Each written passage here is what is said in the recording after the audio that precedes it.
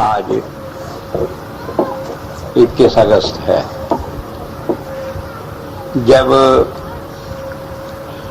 ये शब्द कान में पड़ते हैं तो इस शब्द ही नहीं, सारे जीवन में एक हलचल सी हो जाती है। मैं समझता हूं मेरे लिए और मेरे जैसे बहुत सारे भाइयों के लिए 21 अगस्त ऐसा है जैसे किसी मछली को पानी से बाहर निकाल कर डाल दो और उसे तड़पता हुआ देखते रहो। मैं जानता हूं जब से मैंने नाम लिया, कोई रूहानियत की, कोई संत मत की बात ऐसी नहीं जो लोगों ने सोची हो या जो सोचते हो कि उनके जीवन में हो जाए और मेरे जीवन में ना हुई हो। जहां तक भजन का सवाल है, हुजूर ने नाम दिया, नाम के समय कोई विशेष संतुष्टि नहीं हुई। घर जाकर ये निश्चय किया कि अगर 40 दिन के अंदर अनुभव नहीं हुआ तो मैं गुरु को आगे नहीं मानूंगा। और पहले दिन से ही मैं 10 घंटे रोज भजन पर बैठता था।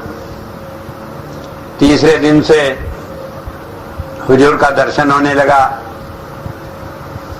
और शायद जितने साल हुजूर रहे, कोई दिन ऐसा गया जिस दिन मैं 10 घंटे या इससे कम भजन पर बैठा हूं। मेरा हमेशा से ये नियम था। जिंदगी बड़ी व्यस्त थी, इंजीनियर होने के नाते सारे दिन काम पर भागना, दौड़ना, मेहनत करना, लेकिन एक नियम था कि शाम को 8-9 बजे बैठ जाना भजन पर और सुबह 6 बजे तक बैठे रहना। सुबह 6 बजे उठना, नहा धोकर अपनी ड्यूटी जाना, दूसरे काम करना। मैंने कभी रात में चारपाई पर लेटकर सोकर नहीं देखा। और सर्दियों में कभी कभी ये ख्याल होता, हो सकता है नींद सर्दी के कारण आ जाए, तो मैं एक छोटी चारपाई पर, जिसे खटोला कहते हैं, जिस पर पैर भी नहीं फैलते, उस पर बिना कपड़े के ऐसे लेट जाया करता था, क्योंकि न तो पैर फैले, न नींद आए आराम से, कपड़ा न और ठंड भी लगे। और 11 बजे जब ठंड लगनी, उठ जाना और फिर भजन पर बैठ जाना सारी रात बिना ऊपर कोई कपड़ा लिए। थोड़ी देर ठंड लगती, मुझे याद है कई बार ऐसे होता, मैं बैठता, दांत खटखटाते रहते, सुशीला जी सोई रहती, वो कहती भजन तो सभी करते हैं पर तुम्हारे जैसा नहीं किसी ने मरने का ही ठेका ले लिया। ये भी कोई बात हुई, कपड़ा भी नहीं ओढ़ते, ठंड लगती है, लेकिन उसके बाद जब ध्यान लग जाता तो सुबह ऐसे जैसे रजाई में से कोई निकला। मेरा कहने का मतलब है कि मैंने अपनी जिंदगी में इतना भजन किया कि मुझे कभी ये तमन्ना नहीं रही कि इससे ज्यादा कोई करेगा। और जिस दिन से महाराज जी का दर्शन होना शुरू हुआ, नाम लेने के तीसरे दिन के बाद से सारी जिंदगी में कोई दिन ऐसा नहीं हुआ कि मैं बैठा हूं आंख बंद करके और महाराज जी का दर्शन न हुआ। ज्यादातर महाराज जी का दर्शन होता, बात होती, और कई बार तो सारी रात बात में ही बीत जाती। मुझे याद है एक बार आश्रम में हुजूर लोगों से पूछने लगे, बताओ भाई किन्हें महाराज जी का, किन्हें अंतर में गुरु का दर्शन होता है? कई आदमी ने हाथ उठाए, कहने लगे जिन्हें करीब करीब रोज आना होता है, गुरु से बात होती है। एक डॉक्टर पनेसर और एक मैं, 2 आदमी आगे आए, महाराज जी दोनों को अंदर ले गए। डॉक्टर पनेसर से पूछा तुम्हारी कब बात हुई थी महाराज जी से अंतर में? कहने लगे जी 15 दिन में जब हुई थी। कहने लगे क्या बात हुई थी? वो कहने लगे कि महाराज जी कह रहे थे भाई मेरा काम करेगा। महाराज जी ने पूछा तुमने क्या जवाब दिया? कि मैं चुप कर गया। कहने लगे उसके बाद कभी बात हुई कि नहीं हुई? मेरे से पूछा। मैं कहने लगे बात है सन 74 की। मैंने कहा सन 57 में आपने नाम दिया था। जब नाम दिया उसके तीसरे दिन से आपका दर्शन होने लगा, अंतर में बात हुई। कोई दिन ऐसी जाती नहीं जो आपसे बात ना होती हो। किधर से बताऊं, कौन सी बात बताऊं आपको? कहने लगे नहीं अब कुछ पूछने की जरूरत नहीं। मेरा कहने का मतलब है, अभी भाई सुलक्षण सिंह कह रहे थे कि अंतर में दर्शन हो जाए, तसल्ली हो जाए, तो फिर आदमी को कुछ गुंजाइश नहीं रहती दुख सुख की।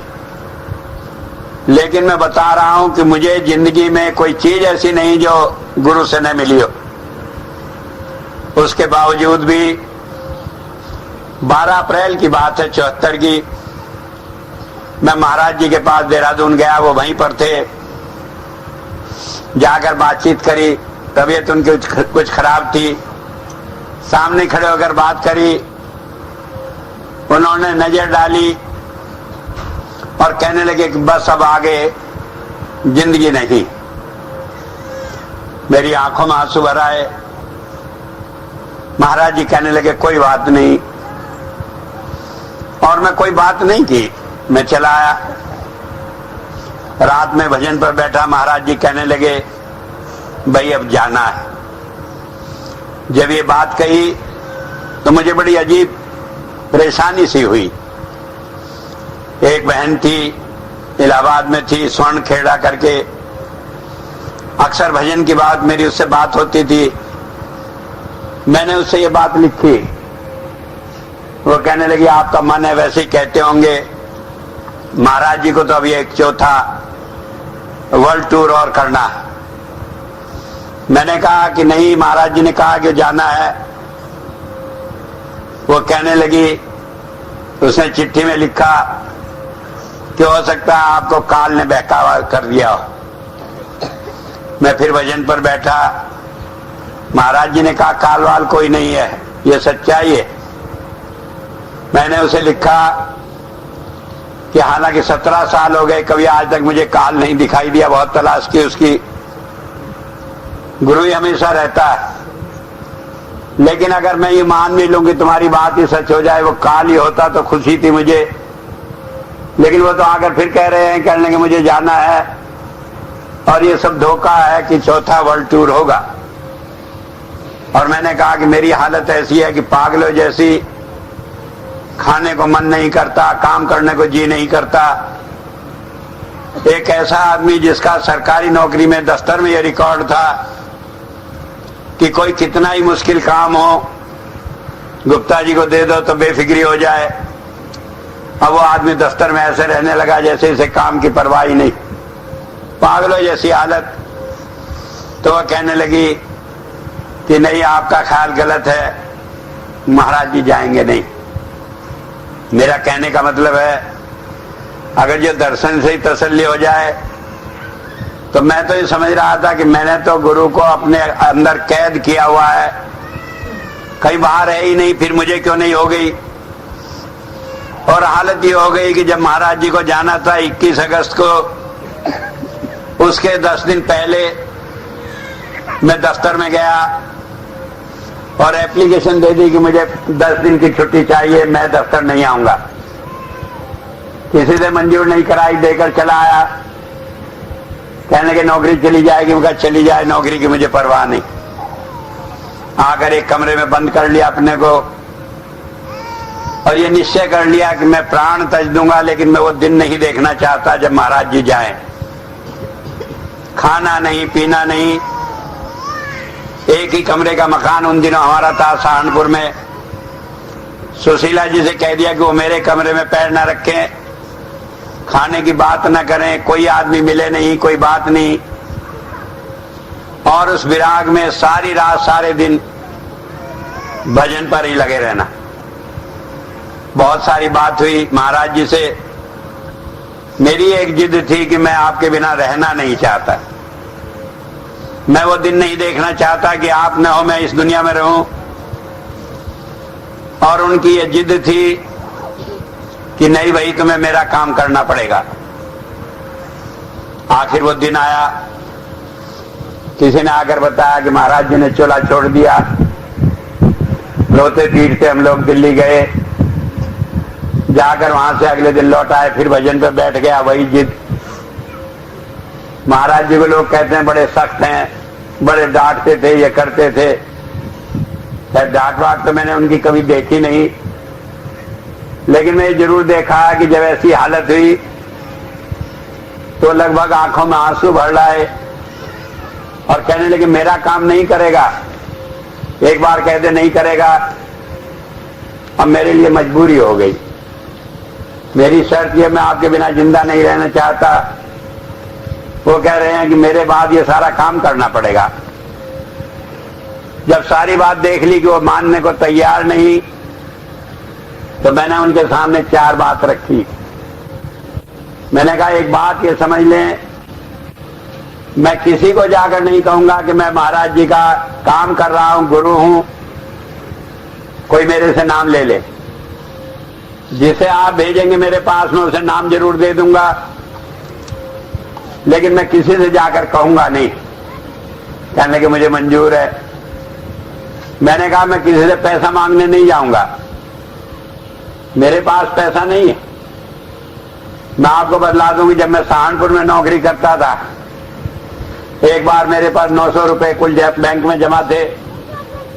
वहां संगत इकट्ठी हुई, कहने के यहाँ आश्रम बनाना है। तो उन्होंने कहा, कहने के सब रुपए दो, और मेरे जिम्मे काम छोड़ दिया कि मैं सारा 50,000 रुपया इकट्ठा करूं। मैंने कहा मैं मांगूंगा नहीं।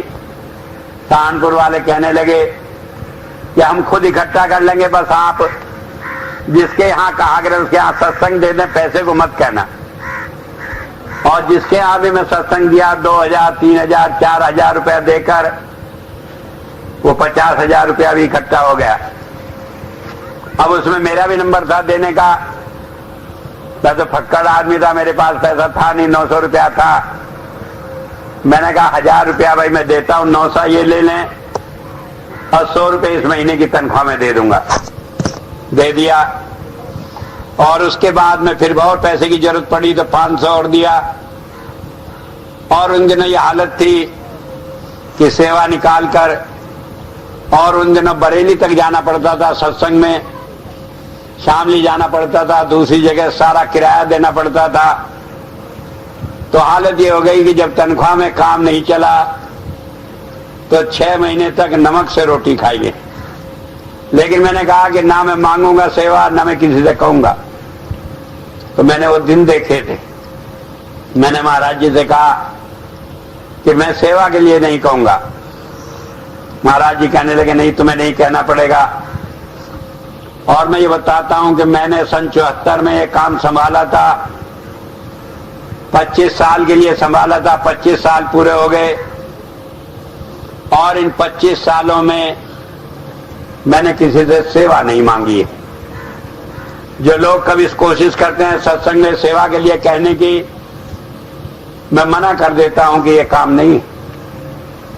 बहुत कम लोगों को मालूम है कि जब 1 फरवरी का भंडारा हमने किया और शामली में कोई सत्संगी नहीं था वहां, एक भी। एक परिवार में एक बुढ़िया सत्संगी थी। सत्संग रखा, बहुत सारे आदमी आने को थे। करीब उस जमाने में 10,000 रुपए का खर्चा था। मेरे पास तो एक पैसा नहीं। मैंने कहा ये कैसे होगा? तो मैंने कहा पत्नी से, कहने लगी क्या करें, वैसे तो मेरे पिताजी बड़ा दान पुण्य करते हैं, लेकिन आपने कसम दिलाई है कि मांगना नहीं है, क्योंकि 10, 20, 30,000 रुपए साल का उनका नियम था। कभी हरिद्वार जाकर भंडारा कर देना, कभी कहीं। कहने लगे उनके लिए कोई मुश्किल नहीं 10,000 रुपए दे देना, लेकिन आपकी कसम में बंधी हो। मैंने कहा अच्छा, महाराज जी से हमने कह दिया, वो जाने। अगले दिन उनके पिताजी आए, आकर कहने लगे अपनी लड़की से, मेरी पत्नी से कहने लगे सुना है बाबूजी कोई भंडारा कर रहे हैं, क्या इसमें मेरी सेवा ले लेंगे? कहने लगे तुम्हें सेवा से क्या, तुमने कभी नाम नहीं लिया, तुम तो भेषधारी गुरुओं के पीछे हो। कहने लगे मुझे एक सपना दिखाई दिया कि ये जो छोटी लाइन चलती है, ऐसे स्लाइड रेलवे चलती थी, कि मैं उसमें कहीं जा रहा था, रास्ते में गाड़ी रुकी और वहां देखा वहीं स्टेशन पर बराबर में भंडारा हो रहा था। मैं उतर कर चला गया प्रसाद लेने के लिए, मुझे लोगों ने दुत्कार दिया, प्रसाद नहीं दिया। मैं आकर अपना आंसू भरकर गाड़ी में बैठ गया। तो जब मैं बैठा तो मुझे अंतर में आवाज आई, कहने लगे प्रकाश चंद्र ने आज तक जितना काम किया नाम के लिए किया, इसलिए तेरे भाग में प्रसाद कहाँ है? कभी कोई काम बिना नाम के लिए किया होता तो होता। तो मेरे दिमाग में ये आया कि आज ये भंडारा कर रहे हैं स्वामी जी, बाबूजी वो मुझे कहा करते थे, कहने लगे इसमें मैं रुपया लगा दूं तो ये बिना नाम के हो जाएगा, पता नहीं होगा, क्या खबर मेरे भाग में भी कोई पुण्य हो जाए। सुशीला कहने लगी मुझे मालूम नहीं वो बिना नाम वाले से पैसा लेंगे कि नहीं लेंगे। कहने लगे तू मेरी बिटिया है, मैं तेरे पैर पड़ता हूं, बाबूजी से कह दे किसी तरह मेरे से तो ले ले, मेरा कल्याण हो जाएगा। उन्होंने ये बात कही और मैं कहने लगा महाराज जी ने भेजा है तो मैं मना भी कैसे कर सकता हूं। नहीं, ऐसा आदमी, जमींदार आदमी जो वहां जाकर महात्माओं से तो जेब कटवाया है 30,000 की, बाकी एक पैसा भी किसी भीख मांगने वाले को बिना दे, ऐसे कंजूस थे मेरे ससुर। और वैसा आदमी आए चुपचाप और पैर पकड़े दामाद के कि हाँ ले लो रुपया। मैंने कहा मैं ठीक है जो कहेंगे। कहने लगे उन्होंने एक बात कही है कि सारे भंडारे में एक भी पैसा किसी से नहीं लेंगे और किसी को ये मालूम नहीं होगा कि मैंने दिया है। मैंने कहा मुझे मंजूर है। उन्होंने ट्रैक्टर भरवा कर सब्जियां भिजवाई, दूध भिजवाया, 10-12 हजार आदमी इकट्ठे हुए होंगे। और एक दिन तो अपने आप ही वो 20 लीटर की कैन उठाकर लाए, जबकि उन्हें कभी टीबी हो गई थी और डॉक्टरों ने बोझ ले जाने को मना किया था। 1 किलोमीटर तक अपने आप उठाकर लाए और सारा जब भंडारा निपटा उसके बाद बड़ा खुश हुए।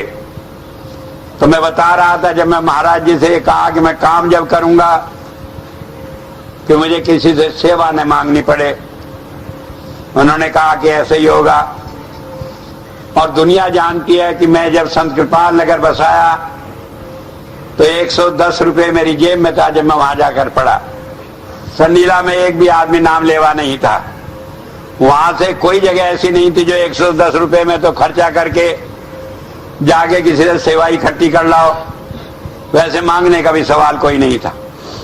लेकिन उसी से हमने वो आश्रम शुरू किया और आज वो अरबों रुपए की संपत्ति है। और आज तक मालूम है किसी से हमने पैसे को कहा नहीं। तो मैं बता रहा हूं, गुरु की बात थी, विश्वास रहा। तीसरी बात मैंने कही कि मैं सारे झंझट में नहीं पड़ता कि लोग भजन करेंगे कि नहीं करेंगे। सीधी बात है, जिसे मैं नाम दूंगा और जो आपके नाम पर मेरी साथ लगेगा उसे मोक्ष मिलेगी, उसे दोबारा जन्म नहीं लेना पड़ेगा। कोई भजन करे न करे, कोई जाकर सारे उल्टे काम करे, लेकिन मैं ये नहीं सुनना चाहता कि भाई इसने ये नहीं किया इसलिए रुक गया। महाराज जी कहने लगे मुझे मंजूर है। और चौथी बात मैंने कही कि मैं ये नहीं चाहता कि एक गुरु काम करे और उसके बाद दुनिया भर के झगड़े पड़े और जगह जगह रूहानियत फैले, जगह जगह बुराइयां हो। मुझे याद है जिस वक्त महाराज जी चले गए और लोगों में आपस में, उनके अनुयायी थे उनमें आपस में झगड़े हुए और किस तरह की बातें उन्होंने गंदी गंदी महाराज जी के लिए कही। मुझे रोना आता है कि अगर हम गुरु बनाकर भी अपने गुरु के लिए ऐसी बात कहते हैं तो हमें शर्म से डूब जाना चाहिए। मुझे याद है इन्हीं लोगों ने जो आज दावा करते हैं महाराज जी का शिष्य होने का और उनके नाम पर गुरु बनने का, उन्होंने इतना तक कहा कि ताई जी तो उनकी एक रखेल थी जो आज बनती है, दावा करती है गुरु बनने का। मान लो हम कहते हैं ताई जी रखेल थी, तो हम ये नहीं कहते कि हमारा गुरु रखेल रखता था। क्या हमारा सर से सिर गड़ नहीं जाता ये बात कहते हुए? और किस मुंह से हम ये दावा करते हैं कि हमारा गुरु एक संत था जब हम ऐसी बातें करते हैं? और आज वो गुरु गद्दी का दावा करते हैं। और उनमें से ऐसे ऐसे आदमी जिन्होंने अदालत में यह बयान दिया कि मेरा गुरु कोई संत नहीं था, वो तो एक मिलिट्री का रिटायर्ड आदमी था, किताबें लिखा करता था, इसलिए उसकी जमीन जायदाद मुझे मिलनी चाहिए क्योंकि मैं उसका लड़का हूं। तो मेरे कहने का मतलब है कि हम उस झंझट में न पड़कर, मैंने चौथी बात कही, जहां मैं बैठकर काम करूंगा वो जगह हमेशा के लिए रूहानियत का एक सेंटर रहनी चाहिए। अगर उस जगह पर गद्दियों के झगड़े हुए, अगर उस जगह लोगों ने ये कहा कि ये जगह जो है संत की जगह नहीं है, तो ना आप मेरे गुरु हैं, ना मैं आपका शिष्य हूं, और न मैं इस काम को करना चाहता हूं। और उसी बात को देखकर हमने एक जंगल में, बियाबान में, सनीला में जाकर बैठ गए, जहां कोई दावेदार नहीं था, जहां कोई दिन में भी बैठकर डरता था कि यहां कत्ल हो जाएगा। और आज वहां पर रूहानियत की खुशबू सारी दुनिया को जा रही। आज लोगों को अंतर में अनुभव होते हैं कि वहां पर गुरु पावर काम कर रही है। लोग देश से विदेश से आते हैं खिंचे हुए, और सारी दुनिया के लिए संत कृपाल नगर एक रूहानियत का सेंटर है। इन चार बातों को लेकर मैं चला, और जब उन्होंने हां कर ली तो मैंने कहा चलो देखा जाएगा, जो मेरे पर बीतेगा। सारी जिंदगी रोते बीते कि गुरु मेरा मेरे सामने नहीं है, लेकिन मैं शिकायत नहीं करूंगा, मैं गुरु का काम करूंगा। क्योंकि इतना आसान नहीं होता गुरु को आंखों के सामने देखकर ऐसी हालत में जीना जब देख नहीं सकते। कोई संत हो जाए, अनुभवी हो जाए, मैं दुनिया को लाख कह सकता हूं गुरु कहीं जाता नहीं शरीर छोड़कर, लेकिन जब अपने आप ख्याल करता हूं तो सारा ज्ञान पानी में ऐसे बह जाता है जैसे नदी में झाड़ झंकार बह जाते हैं, कोई ठिकाना नहीं मिलता। क्योंकि मुझे याद है वो घटना, बाबा सावन सिंह जी महाराज सत्संग दे रहे थे, कृपाल सिंह जी पीछे बैठे सुन रहे थे, आंख बंद कर रहे थे, आंसू बह रहे थे। सत्संग खत्म हुआ, सावन सिंह जी ने कहा उन्हें, कहने के देख कृपाल तुम मेरे से ज्यादा भाग्यशाली है। कहने के क्यों, मैं कैसे भाग्यशाली हो सकता हूं अपने गुरु से ज्यादा? कहने के तू तो अपने गुरु को आंख बंद करके भी देखता है, खुले भी देखता है, और मैं तो अपने गुरु को आंख बंद करके ही देख सकता हूं, खुले नहीं देख सकता। तो चाहे संत हो जाए, पीर हो जाए, पैगंबर हो जाए, शरीरधारी गुरु का हर एक के दिल में एक अलग ही जगह होती है। महाराज जी का दर्शन करना ऐसे हो जाता था, नहीं जाने कितनी दुनिया की खुशियां मिल गई। मुझे मालूम है कई दिन तक भूखे प्यासे रहो, परेशान रहो, लेकिन ये ख्याल भी हो जाए कि हम महाराज जी इधर आएंगे, आनंद का ठिकाना नहीं रहता था। जब जाते थे आश्रम महीने में, एक दिन पहले से ही ऐसी मस्ती आ जाती थी, खाने की सुध नहीं, पीने की सुध नहीं, क्या जाएंगे महाराज जी का दर्शन होगा। दर्शन तो रोज ही होता था, 10 घंटे भजन में बैठे तो दर्शन ही हो रहा था, और क्या था। बाहर के दर्शन में तो 1000 आदमी रुकावट डालते हैं, अंदर में तो कोई डालता ही नहीं। पूरा गुरु आपके लिए है, लेकिन फिर भी एक चाह होती है बाहर के गुरु की। और इसीलिए मैं समझता हूं कि जब कोई 21 अगस्त की बात कहता है तो मेरे आंसू रुकते नहीं। लेकिन एक नियम है, जिसने शरीर धारण किया उसे जाना है, और संत कोई हमारे अपने हाथ की बात नहीं। वो तो जिस दिन दुनिया में आता है उस दिन उसे मालूम रहता है कि इतने जीव को नाम देना है, और उसके बाद उसे चले जाना है। और उसका जाना न जाना क्या है, एक बार वो अपने मन से कह दो कि नहीं जाना, तो मौत उसे नहीं आ सकती, चाहे दुनिया की कोई ताकत कुछ भी कर ले। लेकिन वो भी एक नियम में बंधा है।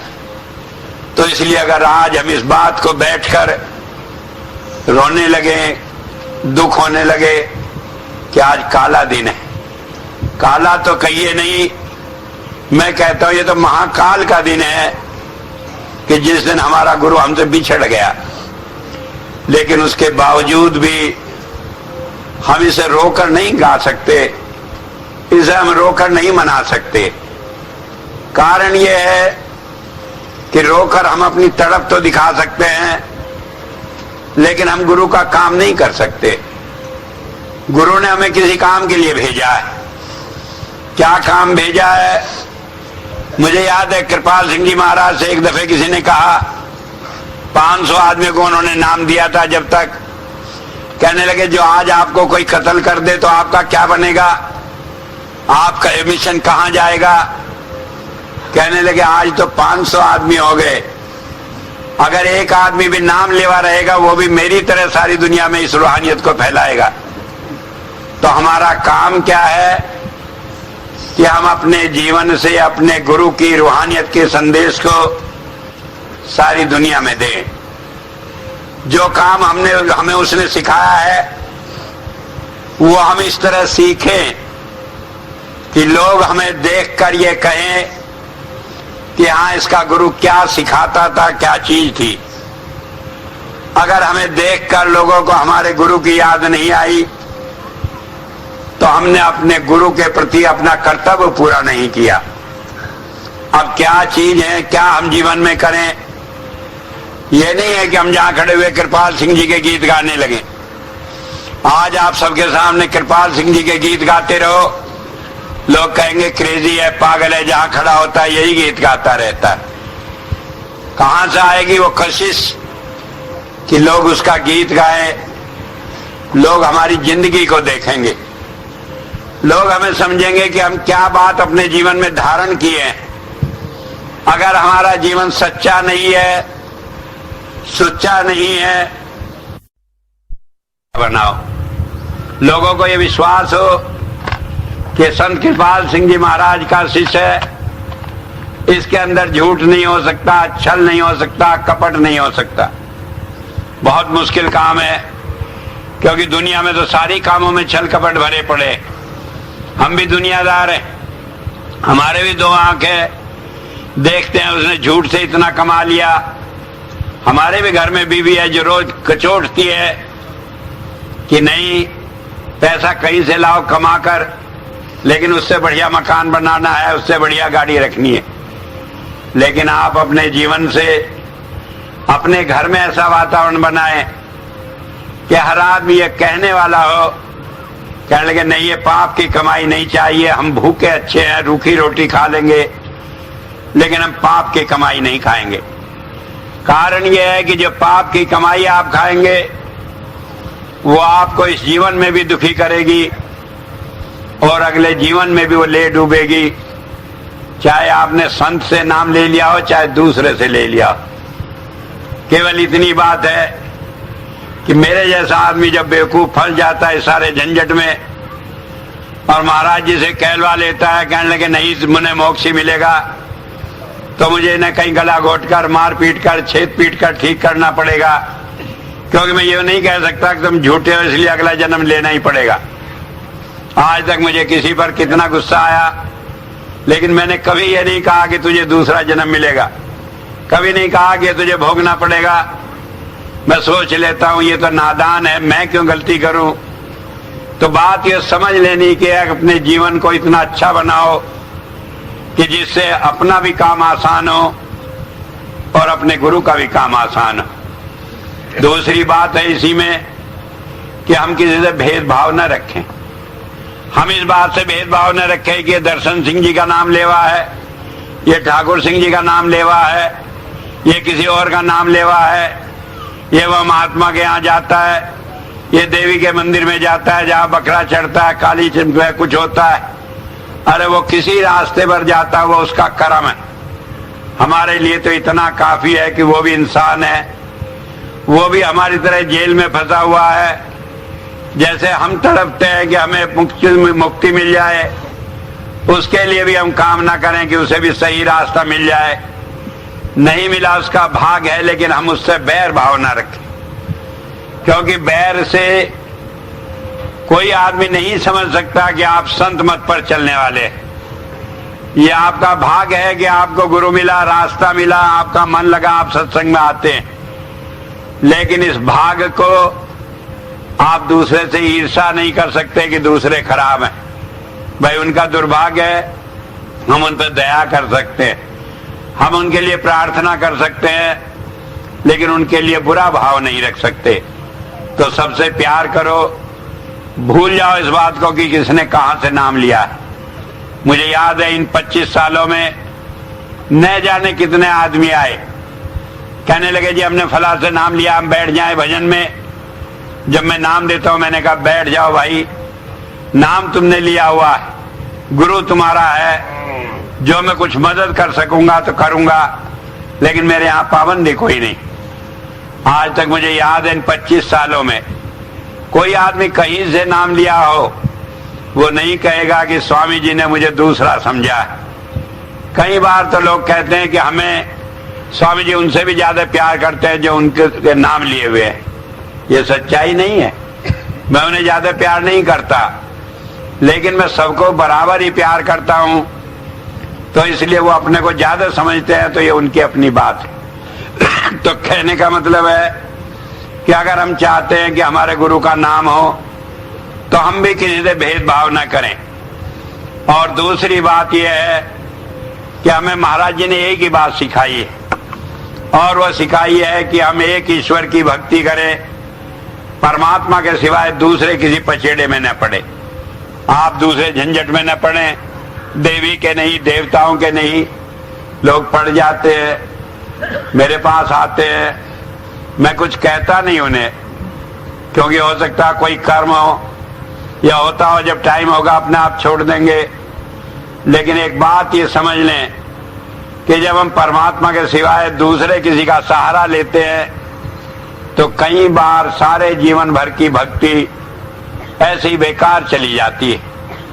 मुझे याद है लाला जमुनादास थे लखनऊ में, महाराज जी ने नाम दिया था उन्हें, सावन सिंह जी महाराज ने। सावन सिंह जी महाराज के जमाने में वो सत्संग करते रहे लखनऊ में, कृपाल सिंह जी महाराज के जमाने में सत्संग करते रहे। और जब मैं आया वही पहले आदमी थे जिन्होंने बताया कि मुझे अंतर में महाराज जी ने कहा कि यही उनके उत्तराधिकारी है। सारी संगत में छाती पीट कर कहा और लोगों ने उनकी बात को माना। लेकिन उनके अपने जीवन की घटना है, बहुत भजन करने वाले आदमी थे, उनकी पत्नी भी बहुत भजन करती थी, लेकिन कहीं से जगराते के चक्कर में पड़ गई। अब जाती जगराते में वहां हलवा पूरी खाने को मिलता, माताजी करके 2-4 पैर पूर छूते, थोड़ा सा मान सम्मान मिलता, तो इन चक्करों में पड़ गई। और 5-4 साल आखिर में सत्संग का काम छोड़कर उसी में लग गई। आखिर में जब आखिरी टाइम आया वो पड़ गई, बेहोश हो गई और कई दिन तक बेहोश रही। लोग कहने लगे आप तो इतना नाम लेवा है, आपने 30-40 साल तक लोगों को सत्संग सुनाया, आप इतने अनुभवी, आपके घरवाले का यह हाल है, कहाँ है महाराज जी लेने को ली। उन्हें भी बड़ी शर्म आई जमुनादास जी को, लेकिन जब अपने पर पड़ती है तो लोग सारी बातें भूल जाते। मुझे याद है डॉक्टर होता अपना इलाज नहीं कर पाता, चाहे दुनिया का कर दे, तो वो भी बहुत परेशान हुए। तो एक दिन एक बहन कौशल्या थी, उसे कहने लगे कि नहीं जाने क्या मेरे पाप सामने आए, मेरी पत्नी बेहोश पड़ी है, मरती नहीं, महाराज जी लेने नहीं आए, ये आदमी सारे मुझे नाम धरते हैं, मैं क्या कहूं। कहने लगे बहन कुछ ही तू ही सोच। वो बैठी आंख बंद करके भजन पर, महाराज जी आए तो कहने लगे महाराज जी उसका कल्याण कर दो। कहने लगे उसे कह दे उसकी देवी कर देगी जिसके चक्कर में वो पड़ी थी। कहने लगे महाराज जी नाम तो आपसे ले रखा है। कहने लगे नाम तो ले रखा है लेकिन चक्कर तो देवी के में पड़ी थी, हलवा पूरी खा रही थी, अब सब निकल जाएगा। कहने लगे वहां तो कुछ आता ही नहीं। कहने लगे देवी की क्या हिम्मत आ जाए जब मैंने नाम दिया। और कहने लगे आप कि मैं क्यों आ जाऊं जब वो देवी के चक्कर में पड़ी है। कहने लगे भुगत लेगी। फिर उन्हें हाथ पैर जोड़े, कहने लगे महाराज जी जीव तो गलती करते ही, आप दया कर दो। जब ये बात कही कहने लगे अच्छा उसने खोल कर बताया। कहने लगे महाराज जी ने कह दिया अच्छा दया होगी। थोड़ी देर में उनकी पत्नी ने आंख खोल लिया। कहने लगे महाराज जी आ गए, अब मैं जा रही। और उसके बाद वो चली गई। तो मेरा कहने का मतलब है गुरु हमारी सारी संभाल तो करता है, लेकिन हम छोटी सी गलती के कारण दुख का कारण बन जाता है। इसलिए आप इस सारे झंझट में न पड़ो। कहीं जाए संतोषी माँ, कहीं मैं जाके हुई देवी, कहीं कोई जाए कहीं कुएं में पड़े, कह दो हमें तो एक अपने गुरु से काम है, हमें तो एक परमात्मा से काम है, हम सारे झंझटों में पड़ते नहीं। कई आदमी मेरे पास आते हैं, कहने के देवी का ये छोड़ देंगे तो क्या होगा। मैंने कहा देवी तो देवी, देवी का पैगंबर भी तुम्हारे पास तक नहीं आकर फटक सकता, लेकिन गुरु को तो पकड़े रखो। अगर देवी भी छोड़ दी, गुरु भी छोड़ दी, तो धारोधार हो जाओगे, फिर कुछ भी नहीं मिलेगा। गुरु को पकड़े रखो, सारी दुनिया को छोड़ दो। और सारी दुनिया को पकड़े रखो, एक गुरु को छोड़ दिया तो वो आखिर में तुम्हें नाक रगड़वा के जब ले जाएगा, ले तो जाएगा क्योंकि वायदा है, लेकिन वो नाक रगड़वा देगा कि हाँ मेरे से गलती हुई, जिससे उसे तो कुछ नहीं, दूसरे को तो अकल आ जाए कि इस तरह की गलती नहीं करते। तो एक बात ध्यान रखें, ईश्वर के सिवाय दूसरे में किसी की पूजा मत करो। हो सकता है कहीं करनी पड़े। मैं यूं भी नहीं कहता कि आज से जाके घर में तुम्हारी लड़ाई होना शुरू हो जाए। बहू को कहे कि चल वहां देवी पर, सास और वो मना कर दे तो वहां उसी दिन लड़ाई हो जाए। मान लो जाना भी पड़े तो वहां जाकर अपने गुरु का ध्यान करके ही कुछ करो। ये नहीं कि वहां देवी के जाकर आप देवी को मत्था टेक रहे कि देवी मत्था टेक रहे हैं कि लड़का दे दे लड़की दे दे, और दीवार में जाके सीधी टक्कर मारे कि उसके देवी के अंदर ही घुसने की तैयारी हो। ऐसा नहीं करना। करना यह है कि आंख भी मूंद कर बैठे तो याद गुरु को रखो, चाहे कोई रहे वहां, तो फिर उसमें आपका दोष नहीं होगा और समाज की मर्यादा भी रह जाएगी। क्योंकि सास भी है, अगर नहीं कहना मानेंगे तो सास भी बहुत भयंकर हो जाती है, ये भी ध्यान रखें। तो मैं ये नहीं कहता कि घर में लड़ाई करो, लेकिन आपको अपने मन से तो कोई नहीं रख सकता। मन में तो अपना परमात्मा का ध्यान रखो, गुरु की याद रखो और किसी बात में पड़ो नहीं। कई भाई होते हैं जिनके घर में झगड़े हो जाते हैं, कहने के क्यों गई सत्संग में, नहीं जाएगी, किसी बात से झगड़ा करते हैं। तो मैं कहता हूं मत आओ, लेकिन घर में तो कोई मना नहीं करता गुरु को याद करने की। भाई अपने मन में रखो, कोई वहां तो कोई देखने नहीं जाता आदमी कि तुम किसे याद कर रही हो। 24 घंटे वो तुम्हारे अंतर की बात नहीं जानता। 24 घंटे क्या है, 24 मिनट भी नहीं जानता, 1 मिनट भी नहीं जानता। तो इतना है कि अपने मन में रखो, क्योंकि संत मत किसी दिखावे की बात नहीं कहता। संत मत नहीं कहता कि गुरु को गले में लटकाए फिरो और दिल में किसी को और बसाए रखो। संत मत कहता गुरु को दिल में बसा लो, फिर चाहे गले में कोई लटका रहे उसका फर्क नहीं पड़ता। तो एक बात ये ध्यान रखें कि अपने आप को गुरु से अलग न करें। और एक बहुत जरूरी चीज है कि सही रास्ता आपको मिलता रहे तो सत्संग मत छोड़ें। सारे काम एक तरफ, आप चाहे हरिद्वार जाओ, चाहे कहीं बद्रीनाथ जाओ, चाहे कितनी बड़ी तीर्थ यात्रा कर लो, उससे वो फल मिलने वाला नहीं है जो सत्संग से मिलेगा। क्योंकि सत्संग से हमें ज्ञान मिलता है। वो सारी बातें जो मन में हमारे आकर भजन में रुकावट पैदा करती है, उसका कहीं ना कहीं जवाब मिलता है। तो सत्संग में जुड़े रहे। और आप ये सोच लें कि सत्संग में आना भी एक बहुत बड़ा भजन है। जब इन बात को याद रखोगे तो आप गुरु के रास्ते पर चलोगे। और मैं समझता हूं यही सच्ची श्रद्धांजलि है अपने गुरु को। बाकी हम रो लें गा लें, इससे तो कुछ होता नहीं। क्योंकि अगर रोने से कुछ होना होता तो इस 25 साल में नहीं जाने कितनी बार मैं रोया होता। क्योंकि मुझे याद है कि एक बार जब याद आ जाती है हुजूर की, तो जी नहीं करता दुनिया का कोई भी काम करने की। क्योंकि मैं जानता हूं दुनिया का गुरु होता होगा, मेरा गुरु तो ऐसा गुरु था कि मैंने कुछ सोचा, उसने सोचने से पहले मेरी बात पूरी कर दी, चाहे वो कितनी बड़ी बात हो कितनी छोटी बात हो। मैंने तो आज तक कभी गुरु को मुंह खोल कर भी यह नहीं कहा कि मेरा ये काम हो जाए। मुझे याद है मैं एक बार सहारनपुर में सस्पेंड हो गया था, नौकरी में था। सस्पेंड लोग इसलिए होते हैं कोई गलती करें मैं इसलिए कहा कि मैं बेकसूर था, और वजह यह थी नगर पालिका में था, वहां एक मेंबर थी नगर पालिका की, न जाने क्या उसे मेरे से प्यार होगा, थे तो औरत, लेकिन मैं प्यार इसलिए कहूंगा कि उसे गुरु के नाते या संत के नाते या किसी नाते या वैसी नहीं जाने क्यों बहुत मानने लगी। और एक दिन कहीं उसने कह दिया कि गुप्ता जी तो मुझे चौराहे पर बेच दें तो मैं बिक जाऊंगी, मैं तो उनके बेपैसे की गुलाम हूं। ये चेयरमैन को पता लग गया। चेयरमैन के खिलाफ लोग इकट्ठा हो रहे थे अविश्वास प्रस्ताव लाने को।